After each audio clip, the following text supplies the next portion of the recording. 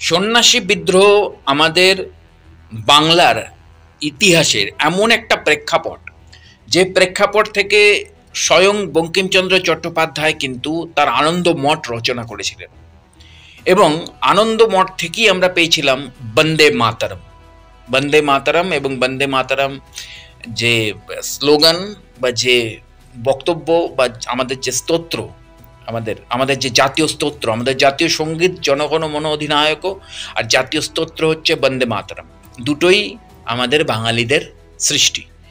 তো এক্স্যাক্টলি সেই বন্দে মাতরম আর আনন্দ মঠ, এই দুটোকেই আমরা পেয়েছিলাম সন্ন্যাসী বিদ্রোহের প্রেক্ষাপটে বঙ্কিমচন্দ্র চট্টোপাধ্যায়, সাহিত্য সম্রাট বঙ্কিমচন্দ্র চট্টোপাধ্যায়ের রচনায়। তো এবার ভবানী পাঠককে আমরা সরাসরি দেখতে পাবো সিনেমায়। এর আগেও আমরা ভবানী পাঠককে দেখেছি, আমরা মেগা সিরিয়ালে দেখেছি, আমরা পুরনো অতীতের সিনেমায় দেখেছি, অতীতের বলিউড সিনেমায় দেখেছি। আমাদের বাংলাতেও বসন্ত চৌধুরী অভিনয় করেছেন, সুচিত্রা সেন দেবী চৌধুরানী প্লে করেছেন, এবং তার আগেও আমরা দেখতে পেয়েছি হিন্দিতে, যেখান থেকে সুজলাং সুফলাং যে গানটা, এই গানটাকে লতা মঙ্গেশকরের কণ্ঠে রয়েছে।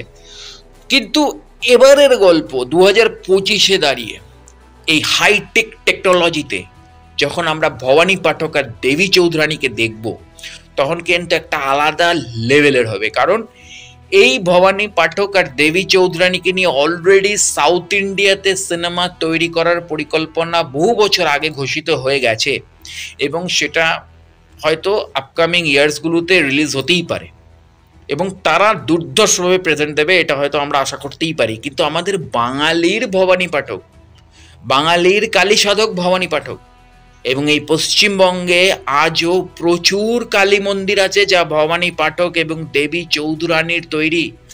কুচবিহারে হোক, মালদার গোবর্জনা কালী হোক, বা আমাদের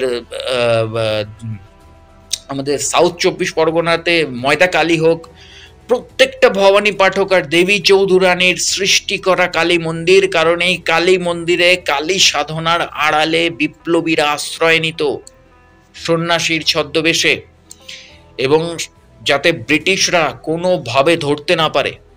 এবং আমাদের যে গঙ্গা, আমাদের এই গঙ্গা নদীতে বজরা ভাসিয়ে ভবানী পাঠক আর দেবী চৌধুরানী ঘুরে বেড়াতেন গোটা বেঙ্গল জুড়ে, এবং বেঙ্গলের কোনায় কোনায় সেই ব্রাঞ্চের মতন, ব্রাঞ্চ মানে ভবানী পাঠক আর দেবী চৌধুরানীর ব্রাঞ্চের মতন তার এক একটা কালী মন্দিরকে সৃষ্টি করে গিয়েছিলেন, এবং প্রত্যেকটা কালী সাধনাকে ভবানী পাঠক সেই আসনকে জাগ্রত করে গেছিলেন, এবং যার জন্য প্রত্যেকটা কালী মন্দিরের কালী মাতা জাগ্রত কালী মাতা।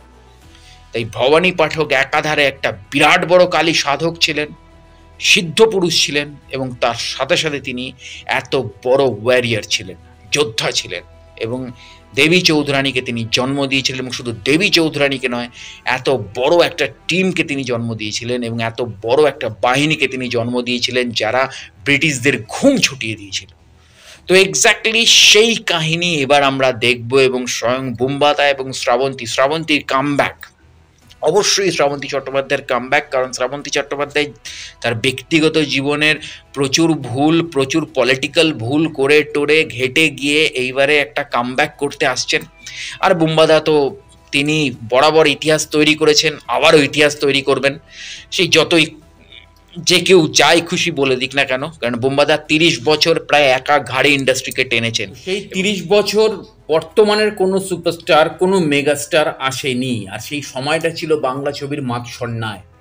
তো বাংলা ছবিতে যদি প্রসেনজিৎ চট্টোপাধ্যায় সেই সময় না থাকতেন, তাহলে কিন্তু বাংলার টেকনিশিয়ানরা বা বাংলার ফিল্ম ইন্ডাস্ট্রি বেঁচে থাকতো না।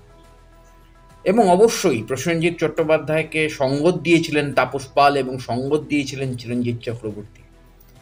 এই ট্রাইও না থাকলে হয়তো বাংলা ইন্ডাস্ট্রি আজকে বেঁচে থাকতো না, এবং আজকে যারা সুপারস্টার মেগাস্টার হয়েছে এদের তো অস্তিত্বই আসতো না। কারণ এদেরকে যারা জন্ম দিয়েছে, সেই production house Shri Venkatesh films, নিজেরা ইনভেস্টমেন্ট করতে পারতো না রাখির বিজনেস থেকে বেরিয়েছে। এবং তাদের প্রথম ছবি অন্নদাতা নয়, প্রথম বড় কালেকশন দিয়েছিল শ্বশুরবাড়ি জিন্দাবাদ বোম্বাদা, যেটা একটা রেকর্ড ছিল। আর চিরঞ্জিত চক্রবর্তী সেখানে দিয়েছিল বেদের মেজস্তা, যেটা যাত্রাপালা হলেও দারুণ বিজনেস দিয়েছিল। তো অদ্ভুত কথা এইসব ছেলে মানুষই কথা বলে তো লাভ নেই। আর তাপস পাল ছিল ম্যাটিনি আইডল। তো সেই জায়গা থেকে দাঁড়িয়ে বুম্বাদা নিজেকে আজও ধরে রেখে দিয়েছেন এবং নিজের সেই হিরোইজম নিয়ে আজও তিনি এগিয়ে চলেছেন দুর্বার গতিতে। এবং ভবানী পাঠকে আমরা বুম্বাদাকে দেখে শিহরিত হচ্ছি। এবং একজন বলেছিল, নতুন মেগাস্টারের একজন ফ্যান বলেছিল যে ৬০ ঊর্ধ্ব প্রসেনজিৎ চট্টোপাধ্যায় কতটা অ্যাকশন করতে পারবে দেখব। দেখার সময় এসছে, দেখতে হবে। তো অবশ্যই দেবী চৌধুরানীর অন্যান্য আপডেটের দিকেও নজর থাকবে। সমস্ত আপডেট নিয়ে আসছি। জুড়ে থাকুন আমার চ্যানেল এবং পেজের সাথে। দেখা হচ্ছে পরের ভিডিওতে। নমস্কার।